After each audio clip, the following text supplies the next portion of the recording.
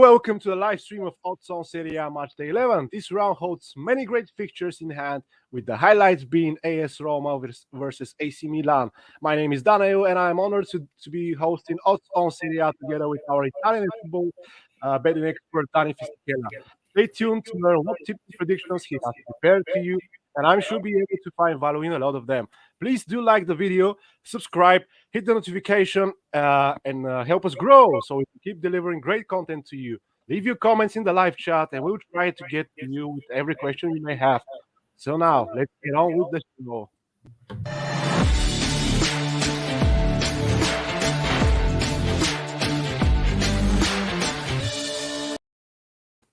Hello, Danny. How are you today? Ciao, Daniel. I'm all right. Very well. So, very interesting round of fixtures. After the midweek, Serie A never stops. A little bit of stats for you. Last week there were 4 managers sent off in Serie A. Guess what? All of their teams, they won this weekend. Coincidence? Probably they only played weaker teams. Let's go. I was going to say exactly this later on about Roma. Maybe they do better without Mourinho on the touchline. All right, let's start with Saturday, Atalanta-Lazio. Atalanta should be happy with their 1-3 win over Sampdoria in midweek and are now taking home a Lazio team who hasn't won on the road in 4 consecutive fixtures, recording 3 defeats and a draw along the way. In fact, Atalanta haven't won at home themselves in the last 2, with most recently drawing 1-1 to Udinese. Both teams are separated by just 1 point, and I expect a high-scoring contest here.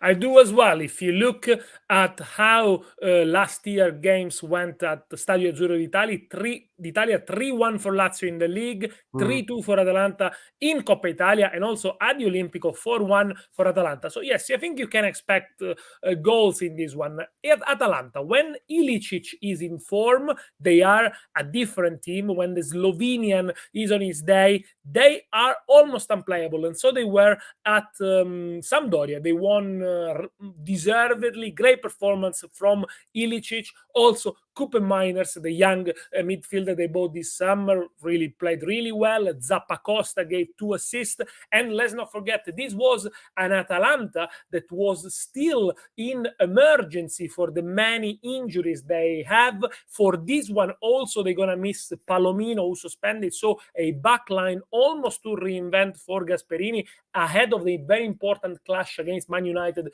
in the Champions League. They need to be better at home. So far, they only scored 6, so they're not one of the best attacks. But if you look at the last 5 games overall, including the Champions League, they scored 12 goals. So, the best scorers in Serie A for the last 3 consecutive seasons. Maybe they're getting back on track. Lazio, the best game of the season so far. Only 1-0 win against Fiorentina, you say. So you say, where is Sarri ball? Where's the excitement? Forget about it. It's a different Lazio. I think Sarri is trying to make some compromises now. They are more gripped. They are more determined. They can shut down shop. And in fact, they achieved the first clean sheet of the season if we don't consider the Europa League competition. I think they were more convinced against Sampdoria. They looked for more ways to score. Very important news for Lazio. Luis Alberto, again, the mercurial player, the number 10. So if Atalanta's got Ilicic, Lazio's got Luis Alberto. These are the 2 main men. Luis Alberto back in the starting 11. Lot of changes for Sarri after the heavy defeat at Verona. I think they looked more balanced defensively against Fiorentina. And, of course, they didn't concede. Tough one, this one. On the outright market, you can see the odds for Atalanta are quite high. I won't gonna go for the goals market, but on a conservative way, because you have to consider also the fact, yes, Atalanta's got many absentees.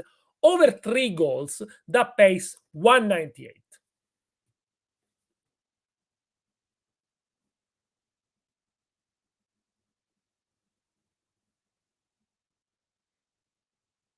We missed. I can't hear you. Hello? Yeah, sorry. Of course. I was saying that if the game finishes with exactly 3 goals, we get our bet back, Yes. which is much better than losing, which exactly happened when we bet on Juventus last round. And I'm saying this because Verona-Juventus is our next game. Verona couldn't defeat Udinese in rounds 10, recording a draw. with 1-1, and we will now have a tough job to go toe-to-toe against a wounded Juventus who were stung by Sassuolo in midweek. Things went from bad to worse for Juve team, who are tormented with a alleged money laundering scandal right now, and it smells like Calcio 2-0. But no, I don't think so, no. Maybe it has a consequences on the of the mentality of the team, and it's a difficult situation, look, for Juventus overall. Yes, you mentioned, I think financially they got loads of debts. They're not the only team in Italy to have debts. I know Inter has got more. But yeah, there is a financial crisis, but there is also a technical crisis on the pitch. I was expecting Juventus to have come out of the crisis after 8 good results, but they lost at home and they looked so unbalanced as well. Allegri tried to play with Morata, Dybala, and Chiesa all together. All of a sudden, they looked that solidity in the field that got them through a few results, a few 1-0 results. They looked too frenetic at times. After they equalized, they started committing play forwards too much. And in the end, they conceded with a counter-attack in the 95th minute. If you look at the goal that Maxime Lopez scored, it's almost a schoolboy errors. Too many players up front. In the very last minute, Allegri always say, if you cannot win, at least try not to lose. Things didn't look good for Juventus. If you compare to last year, Pirlo had 5 more points at this time in the season. They only scored 14 goals so far in Serie A. Verona, by the way, has scored 22. They never scored so few goals since 2001-2002 Juventus. So yes, things look bleak. You might say, okay, they are missing Ronaldo. Yes, of course. I think it's also because they're missing Ronaldo. Ronaldo was, let's say, papering over the cracks of Juventus last season. Last season, Juventus were not a brilliant team, but they had Ronaldo. This season, they are not a brilliant team. They are full of good players, but they don't have Ronaldo. In the last 6 games, they only scored 1 goal and they conceded 12 so far in the season. I think the problem is that Allegri knows that the blanket, it's too short. So if you pull it one way and going attack, you lose the defensive solidity. At the moment, Juventus is a team that really, I think they can only win 1-0. They conceded 12. They never conceded so many at this stage of the season since 92-93. I remember. I'm old enough to remember that. I'm not sure if you do. But anyway, so it is a Juventus that needs, again, probably go back to basic, 4-4-2, play solid at the back, because they're going to face a real challenge against Verona, because Verona, I think, first of all, they probably didn't deserve the equalizer against Udinese. But Tudor, which, by the way, is a former Juventus employee, so I think he has something to prove there as well. Tudor made 7 changes for Verona traveling to Udinese. So he changed the entire defense and he kept out Simeone at the beginning, who scored 4 against Lazio. Maybe because he had this game in mind. However, Verona, whether they deserve it or not, the penalty was a bit doubtful. They keep scoring. They only lost 1 since Tudor is in charge in the last 7 games. So they are in a very, very good run. They're going to play aggressive, direct. Perhaps they might leave the ball to Juventus, who doesn't seem to know what to do with it, apart from passing it from side to side. Look, I see some comments says bet against Juventus, or it's too hard to trust Juventus. Some of the viewers, I do agree with you. I am tempted by the double chance, 1x, 197. Okay, here we have it. A little bit different this time. We are not trusting Juve this time out, and hopefully, as Anchor says, they will not win, because when we bet against Juve, they lose. They win. When we bet on them, they lose. Right. We move on with Torino Sampdoria. Torino couldn't do much against AC Milan and lost with 1-0 in midweek. They are now 13 with 11 points and will be keen to get a home win against the Sampdoria team that has lost 2 in a row away from home. Sampdoria also lost their fixture in round 10 with 1-3 to Atalanta and are now 15 with 9 points. Okay, Torino at San Siro against Milan, they were mediocre. Although Juric, the manager, said they dominated, they didn't create many chances, only at the end. Not that Milan did much better, but yeah, Torino couldn't really scrape mediocrity in that game. The problem with Torino is that they don't score as many as they create. Again, it's a team that lives on the 1-0, 2-1. Okay, against Genoa they scored 3. But maybe it was an occasion, so they need to be more clinical up front. Belotti was back for the game at Milan, but had a bad game. He only touched the ball twice in the opposition box, and both touches were bad. But now for Torino comes Sampdoria, who one of the worst defense in Serie A, and they also lack quality in the middle of the pitch. Also, due to the fact that Damsgaard is injured. Against Atalanta, they took the lead, they couldn't hang on to it. Then a couple of mistakes from Audero, which has already made a few mistakes this season. So, it's difficult to back Sampdoria. So for this one, I would say Torino are slightly favorite, as you can see. You got Torino winning 2.10, but I'm gonna go for the goals market in this one. So that would be over 1.5 goals in the second half. That pays 2, which means if there are 2 goals or over in the second half, you have won 2. That's you double your stake. Okay, fantastic. We move on to Inter Udinese. Inter heads into this contest as a big favorite, both by the odds and historically, since they haven't lost to Udinese in at least 4 years. The Nerazzurri defeated Empoli with 0-2 and are currently third in the standings. Meanwhile, Udinese recorded their 4th consecutive draw, this time against Verona, as we already mentioned. And this actually resulted in their 3rd consecutive draw, with exactly this result, 1-1. So if you want to be a little bit adventurous, maybe you can try this bet on correct score. Well, but that will be paying 5.7, so it will be a massive win. And obviously, Udinese here are the underdog. Inter comes at the back of a good win at Empoli. They showed how deep is the squad. Goals from D'Ambrosio, who only played 100 minutes so far. He was given a start by Inzaghi, repaid with the first goal. Alexis Sanchez as well, good assist on the first goal as well. He's not someone who played many minutes. That shows you how much quality, how much talent there is in Inter squad. It's down to Inzaghi to choose the right players for the right matches. The thing is that they're always going to create a chance, but the good news is also that this was the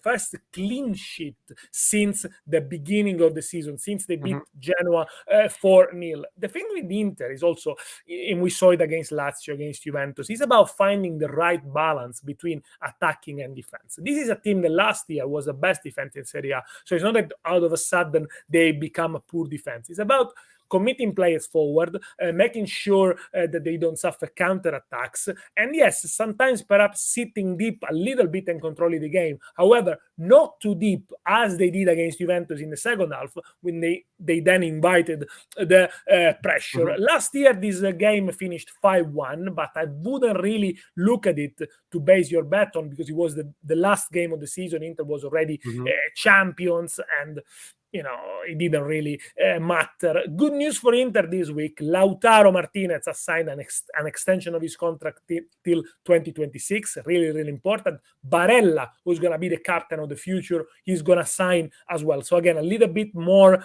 of, harmony, or, things are a little bit more relaxed in the Inter camp. But, again, tough games to come, because then they need to go to to Tiraspol to play Sheriff in the Champions League. Then they got the derby. So it's a tough week for Inzaghi, of course, and they need to keep in check with Milan and Napoli that keep winning. Now comes to Udinese, who haven't won since the second game of the season. They didn't risk too much against Verona. Probably they deserve to win. Maybe they were a little bit naive in the end. They couldn't shut down shop completely and allowed Verona to create half chances. In the end, the penalty came. However, something interesting we saw this week from Udinese is that in the absence of Deulofeu, Gotti decided to play with Isaac Success through the middle, a very pacey forwards, and he gave him a start. He scored. He debuted with a goal. So maybe now that Deulofeu might be back for this one, is he going to stick with two up front with Success and Beto, which obviously is going to threaten Inter on the counter, but also allow Inter to have more of the ball in midfield? Or is going to have Deulofeu playing with a 5-4-1 that then when they attack becomes a 4-3-3, but try to disrupt Inter possession? This is a real question for Gotti. Look, I think Inter are going to have a lot of the ball for this one. The odds for Inter to win are too easy. Maybe leave them in. I'm not saying that's going to happen, but leave them in an ACCA. Let's go for one on my favorites for now. Asian handicap on corners, -3. That pays 190. So basically, if Inter takes 4 more corners than Udinese, you get 190. If he takes only 3 more corners than Udinese, you just get your money back. The good corner bet. I think Always you've been nailing them so far. Let's hope I'm not jinxing you. No, but the corner bet is when you cannot find a lot of values in the Asian handicap. You cannot find a lot of values on both to score, or you're not sure, but you think a team is going to dominate the other one. The corner, it is also a bet that you are always alive up until the last minute. A team could take 3 corners in the last minute and you win it, whereas some bets, they're already gone by half time. So, up to you. Yep. And some of our viewers, they were asking recently under the older videos, what exactly means this. We have explained corners, Asian handicap on corners, and everything about corners on YouTube in our Betting Academy section. So please go and check it out to learn more. And then we move on with Fiorentina and Spezia. Fiorentina is also a favorite here, as we can see by the odds. In the previous fixture, we saw them defeated by Lazio with a narrow 1-0, which means that the team now ranks 8th with 15 points. They also have a chance to bounce back against Spezia, who are dangerously close to relegation zone and have just 1 win away from home. What do you reckon about this game? Look, I think Fiorentina needs to win this one because so far they've been a bit of a yo-yo team. 5 wins, 5 defeats, no draws. The only team in Serie A with Empoli that hasn't drawn any single game. Against Lazio, it wasn't too negative, although they lost 1-0. They had a few chances. The problem with Fiorentina is lately they are not creating a lot of quality chances. I saw an interesting stats about them. They are really in the top table in terms of possession in the opposition half, which is a good thing. But in terms of goals created, the chances of goal created, apart from penalties, they are one of the lowest ranked teams among the top ones. Okay. So basically, they got a lot of the ball, they don't create many chances. And in fact, against Lazio, Vlahovic went a little bit missing. Again, I still think there is something playing up in his mind since the fact that he knows he's going to leave at the end of the summer on a free. They tend to lose, Fiorentina, against big teams. They already lost 4 games against all the big teams, but they seem to be all right against small teams that leave them more they leave more the ball.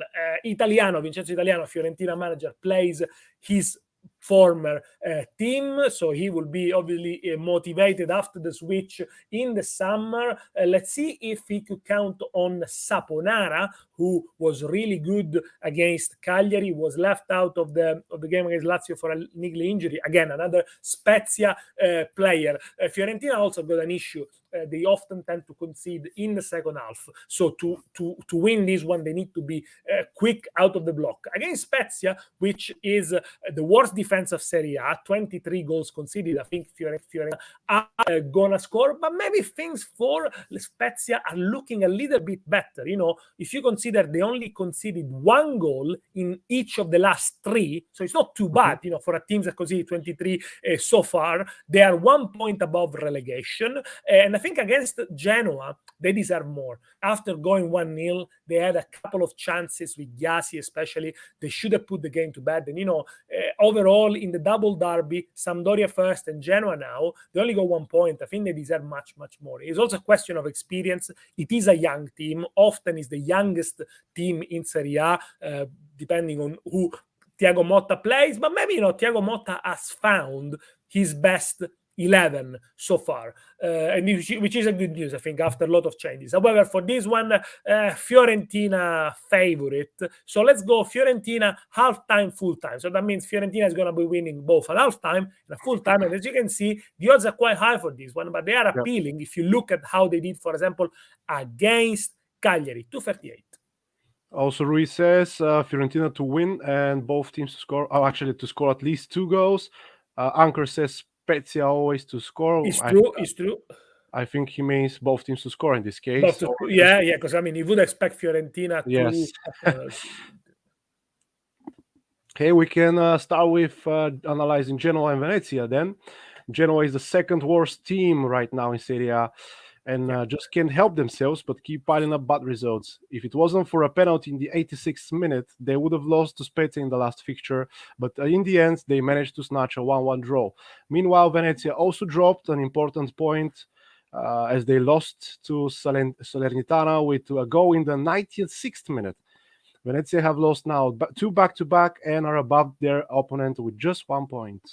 Very close. Genoa unlucky to get the point against Spezia. Venezia unlucky not to get at least a point against Salernitana. I think Genoa are very disappointing yet, especially for the lack of character, the lack of solidity. That's what they had last season. Okay, they've changed many players so far this season, but it's the same manager. And, they didn't create much in the first half.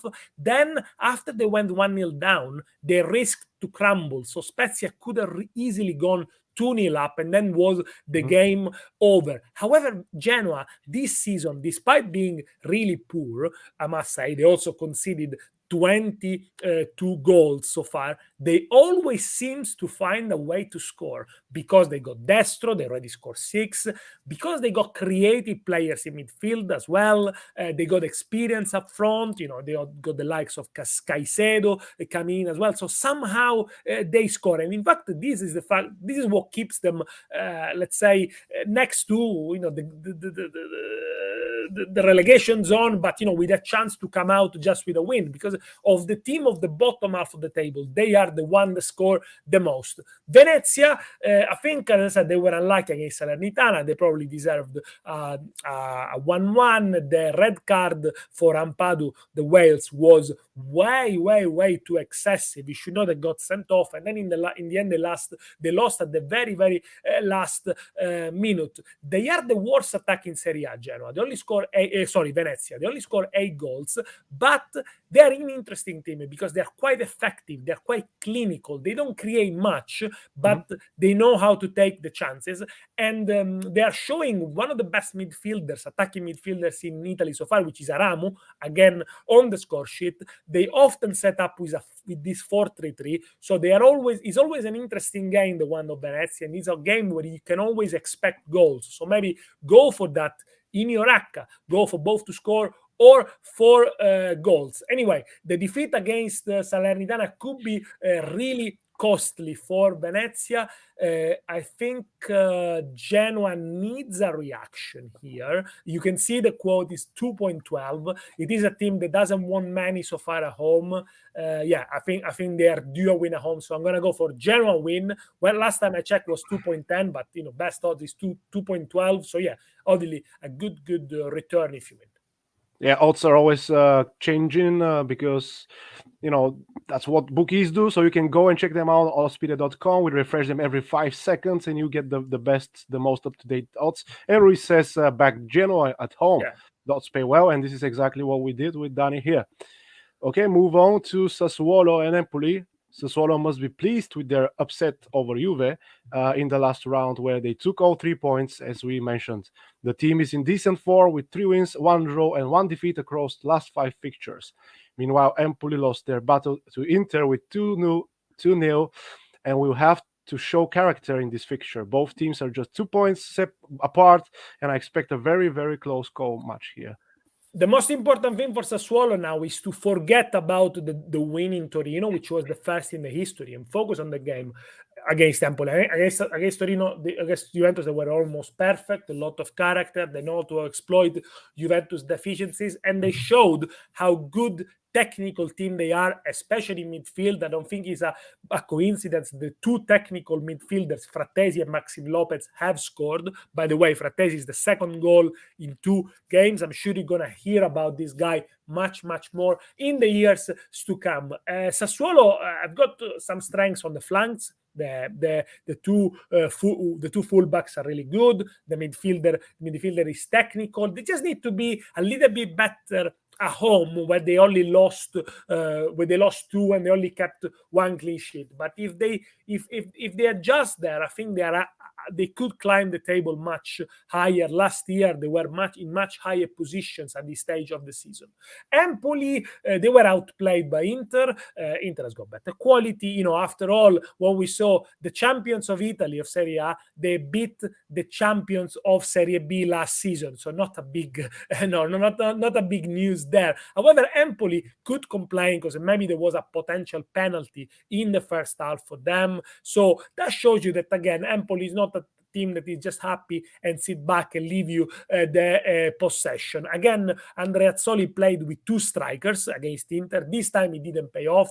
Let's see if he reverts to the 4-5-1 for this one away at Empoli. They got a very poor home form. Empoli, they are the worst defense at home with 16 goals conceded, but they are much better away. They are 5th in the away table with 3 wins. They won at Salernitana, they won at Cagliari, they won at Juventus. They will be without a key player, which is Ricci, suspended, young midfielder who started well. So again, check the lineup, see who Andreazzoli puts in midfield. I can see goals for this one. Yes, also the win of Sassuolo is appealing, 185, but I found a better odds.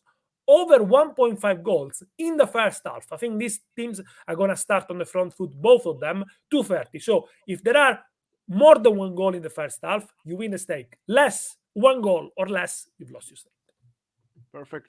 Also, Vivica here is saying if it's possible to start getting tips on Eredivisie, and I think it will be possible once we hit 10,000 followers. Yeah, exactly. Which is another reason to start following and help us grow, because when we grow, we will have more people helping around the show and making more shows. So please do that. And we can move on with Salernitana Napoli. Salernitana took their 2nd win of the season when they beat Venezia with 2-1, with 1-2 on the road last round.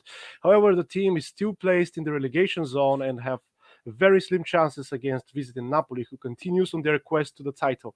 Napoli defeated comfortably Bologna with 3-0 and a clean sheet, which you predicted, actually. So now yes, maybe another win by clean sheet for Napoli?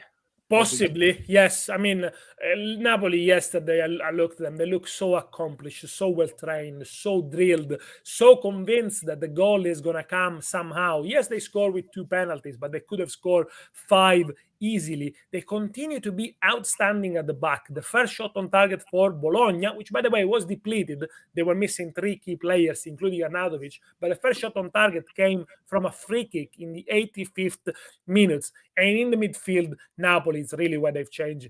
The acquisition of Zambo Anguissa has been so important to provide that protection, but also somebody who's able to carry the ball for 20-30 meters and release Zielinski and Ruiz from those tasks. And in fact, Ruiz is one of the midfielders that has done better in Serie A so far, also scored from outside the box yesterday. So yes, it looks a team that really everyone knows what they're doing. And also the good news for Luciano Spalletti is that we are seeing more of Mertens so far, who has been out for injuries and now is playing more minutes. Even yesterday we saw saw Gulam back as a substitute. So again, someone that could be really, really important on the left-hand side where Mario Rui has been playing pretty much every single game. So yes, if they get all these players back, and also we are expecting a little bit more from Zielinski, maybe that's the only one that so far been missing.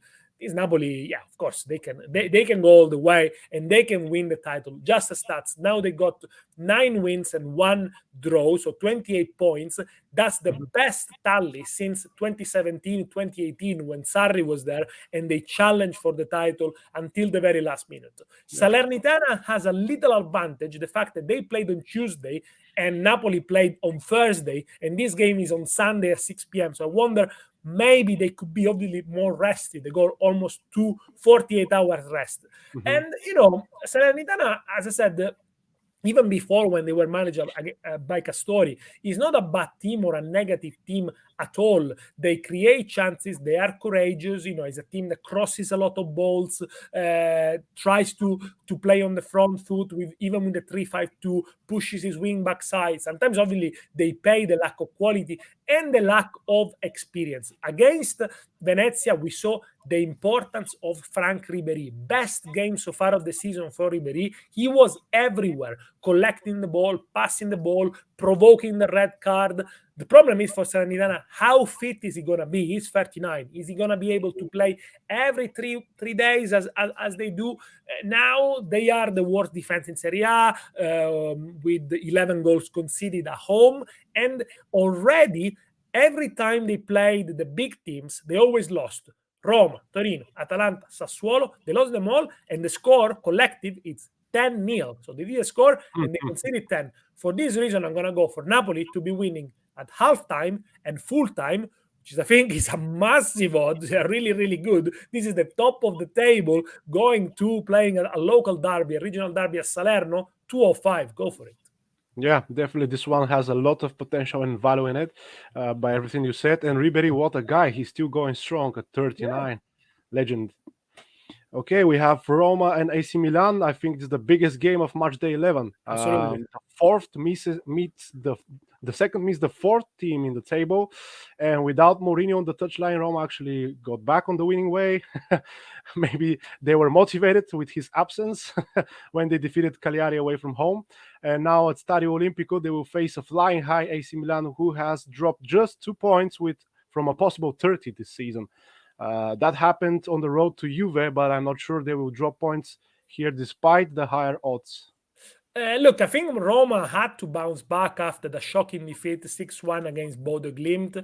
Mourinho has really put his foot down again with some players. Now, some of the players that he played in Norway, they don't even get the call up to go on the bench. So now Mourinho has been really, really clear. I'm only going to play my first team. Very interesting to see which kind of team he plays in the Conference League against Bodo Glimt on Thursday. But for this one, yeah, he's going to stick to the same formation that won at Cagliari. Started the game not really well. Then Cagliari took the lead and Roma came out. They had to win. And interestingly, Mourinho from the bench used the 19-years-old Felix, so someone who never played in Serie A. He made his debut, but actually the guy gave a lot of energy to the midfield. Now they are fourth in the table. They know they need to improve, but they're doing the right way. They're playing the right way. They're playing, creating chances, good propositive football. So we are seeing, a Mourinho and a Roma that are on the front foot. The lack of goals up front could be concerning from them. Abraham hasn't scored in the last 5 Serie A games. Zaniolo, who's the man that should have changed Roma this year after 1 year and a half of injuries, still hasn't scored. If those two can find a better form, I think Roma will be on to good things for the next couple of games. Milan, yes, top of the league, but really they scrape mediocrity against Torino. They scrape mediocrity against Porto in the Champions League, against Bologna was a bit of a fortunate win. So, yes, I think things have gone their way so far. But if you look at the way Milan are playing against Torino, only 2 shots on target in the entire game, 44 possession, although Torino weren't very threatening. However, this is the best start of the league for Milan since 1954-55, when they were managed by the great Hungarian Bela Gutman. I certainly don't remember that one. So anyway, I think Milan are lacking so far a bit of creativity due to the injuries of Brahim Diaz. Even the fact that they don't have the keeper, Magnan, which is going to be out until 2022 or January because of wrist operation, they lack, not the fact that, Tataruzanu is doing well in goal, but Magnan with the feet is better. He can distribute the ball a little bit better. And that was an improvement this season. However, Milan have been excellent away from home this season. Last season, they were the top teams in Italy who won most points away from home. They won, of course, in Rome last season 2-1. But I think Rome could start this one quicker, better out of the block. Obviously, the outright market is difficult to risk on, but let's go for Roma to take the lead. 183. Okay. Might be a little bit risky, this tip, because it's a derby game. Well, not the derby, but it's like a highlighted game, and you never know what happens in this type of high energy games. It could be 5-0, it could be 0-5, it could be 1-1. All possible. It's unpredictable. Yes. I think overall it could be an over 2.5 goals, but very difficult to say which way it's going to go. So that's why I go for Milan to Roma to score first. Who will win this battle of best friends? Is asking David. Tomori so far is in a better form than Abraham. We said Abraham has a score in the last 5. Roma needs to get him involved a little bit more, I think. But yeah, it's gonna be a tough one for both of them, of course. Mm-hmm. And the closing match of the round will be Bologna-Cagliari. Bologna must be disappointed with their recent defeats. But to be fair, their schedule was really tough. First, they lost to AC Milan with 2-4 and then 3-0 to Napoli in the most recent game. Now they have a great chance to get their 4th win of the season against Cagliari team, who almost managed to upset Roma, as we mentioned a moment ago. They were quickly ignored with goals in 71st and 78th minutes to the final 1-2. This means the visitors are rock bottom with 6 points to their name. And even the good form of Joao Pedro, who has scored 6 and assisted for 2 this season, will not be able to probably save them from relegation. But I think Bologna, they had a lot of absentees against Napoli. They were missing Soriano, Sumaro, suspended, Arnautovic up front. They didn't really threaten Napoli. No shots on target until the 85th minutes. They also conceded stupid penalties as well. So they are... it's also their own fault for letting Napoli having the chance to score more than 1 goal. So we know that Bologna is a brave team. They can battle. Now they're set up with a 3-5-2, which has been working at home for Mihailovic. I think if Bologna gets the best man back, which they should do for this game, well, for sure Soriano and Sumaro were suspended. They're going to be back. They're going to give Cagliari a good game. But yeah, of course, check the lineups. Cagliari, bottom of the table, big disappointment of the season. This is already the 2nd season that they are in a relegation scrap. But against Roma, I saw something positive. First of all, they show some character, which they lacked completely against Fiorentina in the previous round. They were completely outplayed and didn't react after Fiorentina scored. This time, yes, they left the ball to Roma. They played with a 4-5-1, so Mazzarri set up really defensively, but they hit the post, they took the lead, and they did all of this without probably 4 or 5 of the best men. There was no Cáceres, Godin, Strootman, and Nandez. So, for a team that is struggling, it's not easy to do it without the best men. They might still be without these players, or at least 3 out of 4 of these one might going to play against Cagliari, but this is on a Monday night, so it's a little bit more time to recover. Again, check the lineups. They are winless away. They are the worst attack away with 3 scores and 11 conceded. I can't see any of this team scoring more than 1 goal, to be fair. The odds for Bologna to win are nice, are appealing. Why not? But let's go for an under in this case, which I think pays more. And yeah, it's an interesting one. 2.28, under 2.5 goals. Mm-hmm.